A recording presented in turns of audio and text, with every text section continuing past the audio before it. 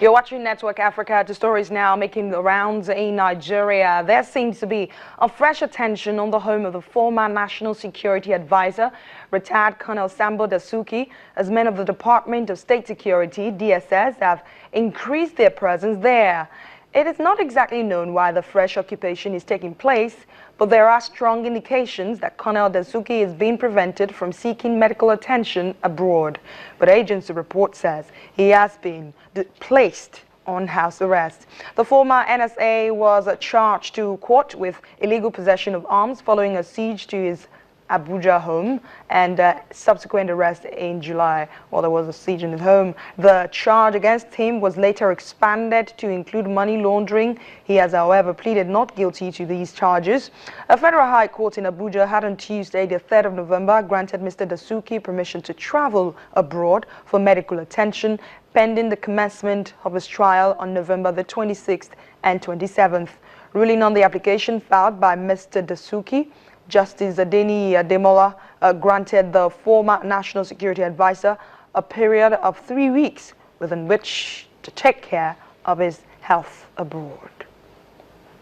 UN, that's the United Nations West Africa representative, Mohammed Ibn Chambers, says a regional security operation against Boko Haram in West Africa is set to start at the end of the rainy season in a bid to put an end to the militants' offensive in the region.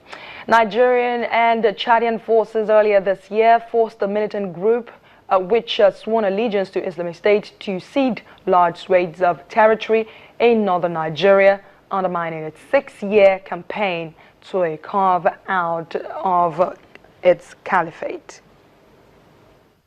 United Nations top official in West Africa says a long-awaited regional task force is set to begin raids on Boko Haram's last territory when the rainy season ends. The rains in northeast Nigeria typically ends in September, but have lasted longer this year. Rainy season is always an opportunity for terrorist groups and extremist movements like that to hide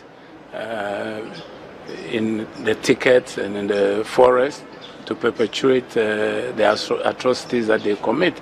And in the Sahara, in the Sahel Savannah zone, when the rainy season is over, it makes movement of the military much easier, and we expect to see a very aggressive approach against Boko Haram this coming dry season.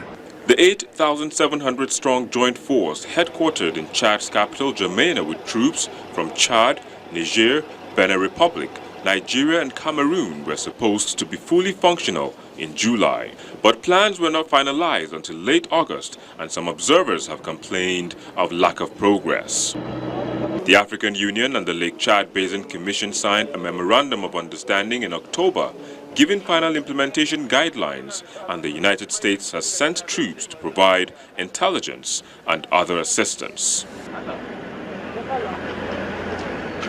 Chad's President Idriss Deby says the force could begin operations this month.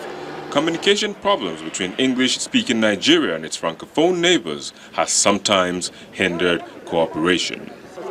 He added that a purely military solution would not defeat Boko Haram, referring to the deeper causes of radicalism, such as unemployment and climate change on the shrinking Lake Chad. That'll be all on Network Africa. But before I let you go, remember that we asked you what are your thoughts about President Yoweri Museveni of Uganda running again for president after 30 years in power, and you sent in some very interesting feedback. Let me take you through a few of them. Osai Ifeanyi Steve says some African leaders' insatiable desire for power cannot be overemphasized. And then Oluseun said he obviously, I believe he's referring to President Museveni, should quit, and that he needs some fresh thinking. Interesting views right there. Let me take you through the question of the day. What are your thoughts on Tanzania's swearing in of its first female vice president? What are your thoughts on Tanzania's swearing in of its first female vice president? Please send your reply to Network Africa at channelstv.com. Or you can also find me on Twitter right now at @adeshewajosh. Go on Twitter and find me at @adeshewajosh. Or also you can send an email to networkafrica@channelstv.com. That's our program today. Thank you for watching. I'm Adeshewajosh. I'll see you tomorrow.